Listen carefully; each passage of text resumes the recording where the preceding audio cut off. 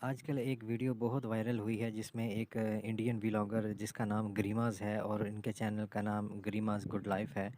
उसमें वो एक मुस्लिम शादी पर जाने का अहवाल बताती हैं। वो कहती हैं कि एक मुस्लिम शादी पर उनको जाने का इत्तेफाक हुआ, तो जब उन्होंने देखा और उन्होंने बहुत एंजॉय किया।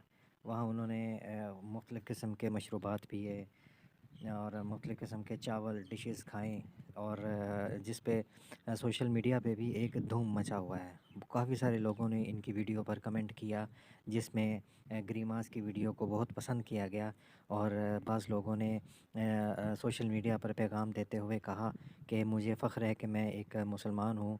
और कुछ इंडियंस ने भी ये कहा कि हमें बहुत खुशी हुई है कि आप मुसलमान की शादी पर गए हैं।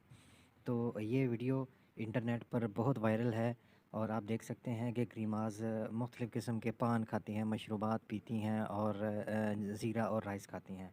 और मज़ीद वीडियोज़ देखने के लिए मेरा चैनल लाइक सब्सक्राइब कीजिए।